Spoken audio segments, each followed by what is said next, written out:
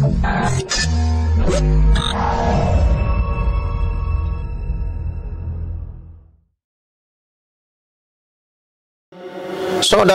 jamaah Jumat Masjid Az-Zikra yang dirahmati Allah, semoga kita, keluarga dan seluruh orang-orang yang kita cintai kesehariannya selalu ada dalam tatapan rahmat, terutama ada dalam ridha Allah Subhanahu wa taala. Khatib wasiat untuk pribadi dan jamaah sekalian, hendaknya terus kita berusaha maksimal meningkatkan kualitas iman dan takwa kita ke hadirat Allah Subhanahu wa taala. Yakin dengan seyakin-yakinnya, bermodalkan iman yang benar dalam pandangan Allah, lalu iman ini kesehariannya kita wujudkan dalam takwa kepadanya. Kelak suatu saat kita pasti akan wafat menghadapnya, tapi dengan dua modal dasar hidup yang sangat penting ini, esok ketika kita wafat kita bisa berharap mendapat ridha dari Allah Subhanahu wa taala. Saudaraku jamaah Jumat yang dirahmati Allah Subhanahu wa taala, dari waktu ke waktu, saat ke saat tentunya kita sering melakukan perjalanan dari satu tempat ke tempat lainnya, baik jarak tempuhnya dekat ataupun jauh, dengan harapan setelah sampai ke tempat tujuan kita laksanakan apa yang menjadi tujuan kita, kita kerjakan apa yang menjadi kerjaan kita. Selesai pekerjaan itu bergegas kita pulang untuk menuju kampung halaman kita, berjumpa dengan orang yang kita cintai. Saudara yang dirahmati Allah, inilah perjalanan di alam bumi, inilah perjalanan di dunia. Manakala kita melangkah, maka ada kesempatan kita kembali berjumpa dengan orang-orang yang kita cintai. Saudara yang dirahmati Allah, Khatib mengingatkan suatu hari nanti, atau bisa jadi dalam waktu singkat dan dekat, kita akan melakukan perjalanan yang sangat jauh, perjalanan menuju alam keabadian, perjalanan menuju kampung halaman kita yang sesungguhnya, hakikat tempat tinggal kita yang sebenarnya. Saudara, kita akan menuju kampung akhirat. Itulah perjalanan kita yang sesungguhnya yang akan kita lakukan. Untuk menuju ke situ tidak lain pintu kematian kita hadapi saudaraku yang dirahmati Allah. Manakala perjalanan itu kita sudah tempuh, tidak ada waktu bahkan sebentar pun untuk kita kembali berjumpa dengan keluarga. Saudaraku yang dirahmati Allah, di hadapan nanti, di hadapan Allah, manusia terbagi dua, faminhum sa'id wa minhum syaqiyun. Sebagian ada yang selamat, sementara sebagian lain ada yang celaka di hadapan Allah. Siapa manusia yang selamat di hadapan Allah?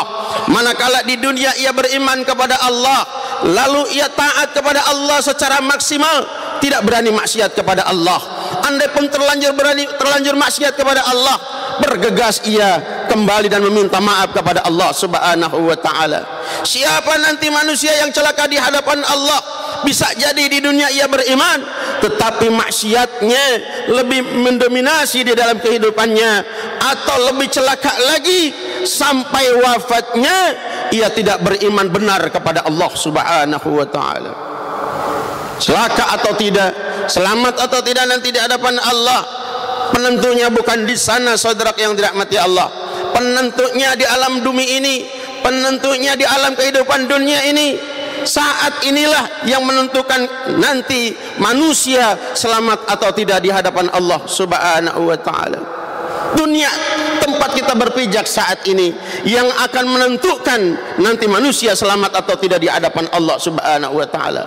Sayangnya saudara yang dirahmati Allah, dunia yang begitu menjadi penentu nanti selamat atau tidak di hadapan Allah, waktunya, durasinya sangat sedikit dalam pandangan Allah Subhanahu wa taala.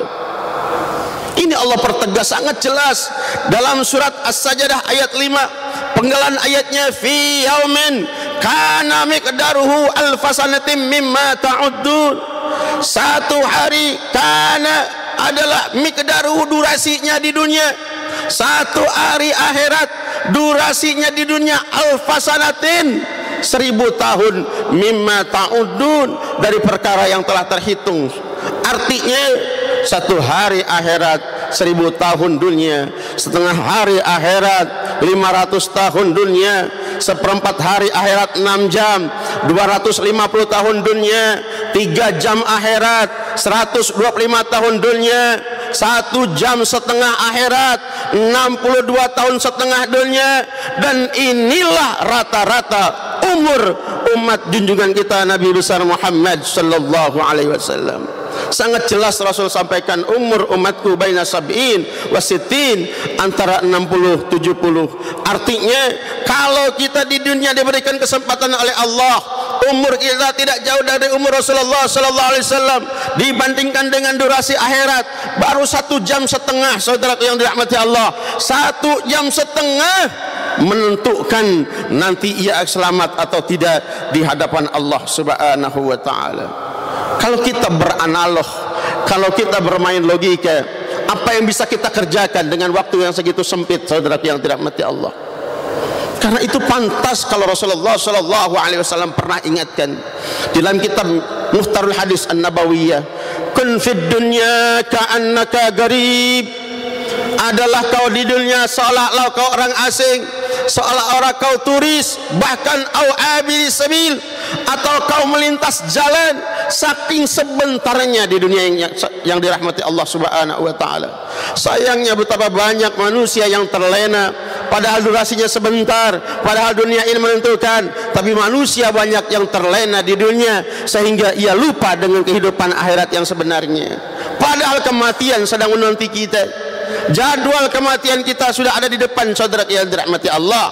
Sangat jelas dalam surat Al-Ahzab 23 Allah jelaskan, faminhum man qada nahbahu wa minhum may yantadir. Sebagian orang ada yang sudah memenuhi panggilan Allah berupa kematian, sementara sebagian lagi sedang menunggu giliran. Sementara kematian itu datang mengejutkan, ja'atil mautu baghtah, mati datangnya tiba-tiba, kata Rasulullah sallallahu alaihi wasallam. Karena itu manusia yang cerdas, manusia yang banyak mengingat kematian, lalu ia bersiap-siap menghadapi itu, terus taat kepada Allah Subhanahu wa taala. Rasulullah sallallahu alaihi wasallam pernah ditanya, ayyul mu'minina aqyas ya Rasulullah, siapa mukmin yang tercerdas ya Rasul? Qala, Rasul menjawab, aksaruhum lil mauti dzikran, mereka yang paling banyak ingat matinya. Wa ayyul mu'minina afdal ya Rasulullah, siapa manusia yang afdal, siapa manusia yang dahsyat? Qala, Rasul menjawab, ahsanuhum khuluqan, mereka yang paling bagus akhlaknya, kata Rasulullah sallallahu alaihi wasallam. Karena itu kesempatan yang sangat singkat di dunia ini sebelum kita berjumpa dengan Allah dan kita akan menghadapi pengadilan Allah. Allah yang langsung menjadi hakimnya, kita yang menjadi terdakwanya. Sementara lisan kita yang di dunia biasa berretorika ditutup oleh Allah, tidak bisa berbicara. Yang bicara adalah anggota tubuh kita menjadi saksinya. Kita menjadi terdakwa, saudara yang dirahmati Allah. Kesempatan sempit di dunia ini kita manfaatkan minimal. Muhasabatun nafsi wal a'mal, kita introspeksi diri dan amal-amal kita. Allah berikan waktu sudah begitu banyak kepada kita di dunia. Apa yang sudah kita laksanakan, saudara? Jangankan bermanfaat untuk umat banyak, umat Rasulullah sallallahu alaihi wasallam. Hidup kita bermanfaat untuk keluarga saja belum bisa berbuat banyak, saudaraku yang dirahmati Allah Subhanahu wa taala.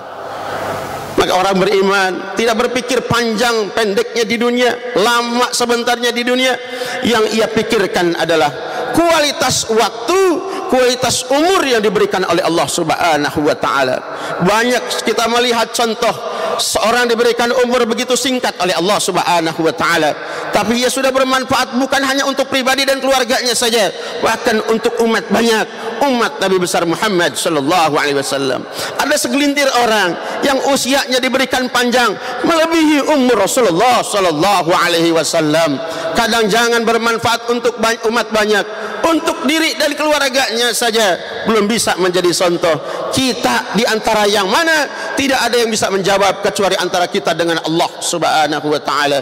Lalu nanti kita di hadapan Allah tidak ada yang bisa membela kita kecuali amal kita masing-masing. Amal yang mana, saudaraku yang dirahmati Allah? Amal yang ada nilainya di hadapan Allah Subhanahu wa taala. Salat kita haji kita, sedekah kita, zakat kita, yang mana itu yang akan menolong di hadapan Allah, yang ada nilainya dan ada kualitasnya di hadapan Allah Subhanahu wa taala. Bagaimana kita bisa melihat amal kita berkualitas, bermutu? Amal itu akan memberikan pengaruh terhadap pelakunya. Allah jawab dalam surat Al-Ankabut ayat 45 untuk contoh solat, wa aqimus solat inna salata tanha anil fahsya'i wal munkar. Dirikan solat, sesungguhnya solat mencegah dari perbuatan keji dan munkar. Allah memberikan jaminan kalau manusia solat, ia akan terhindar dari perbuatan keji dan munkar. Mari kita introspeksi, bukankah kita sudah solat? Betulkah kita sudah tidak maksiat lagi kepada Allah Subhanahu wa taala? Kalau kita masih maksiat kepada Allah, lisan kita masih suka berdusta, pikiran kita masih culas dan lain sebagainya, apa yang salah saudaraku yang dirahmati Allah? Allah tidak mungkin berdusta. Harus kita waspada. Jangan-jangan memang solat kita belum ada nilainya di hadapan Allah Subhanahu wa taala. Bahkan Rasulullah sallallahu alaihi wasallam memberikan warning yang sangat berat dan sangat keras. Man lam tazdad salatuhu anil fahsya'i wal munkar lam yazdad minallah illa bu'dan. Siapa orang yang salatnya tidak bisa mencegah dari perbuatan keji dan munkar, lam yazdad minallah illa bu'dan. Dia bukan semakin dekat dengan Allah, justru ia semakin jauh dari Allah Subhanahu wa taala. Karena itu kesempatan yang sangat singkat Allah berikan sampai detik ini, kesempatan kita untuk menilai diri kita sendiri dan amal-amal kita agar berkualitas amal itu karena Allah, ada nuansa ilmu dan betul-betul landasannya iman kepada Allah Subhanahu wa taala. Mudah-mudahan apa yang khatib sampaikan siang ini ada manfaatnya. Barakallahu li wa lakum fil Qur'anil azim wa nafa'ani wa iyyakum bima fihi min ayati wa zikril hakim wa taqabbal minni wa minkum tilawatahu innahu huwal ghafurur rahim.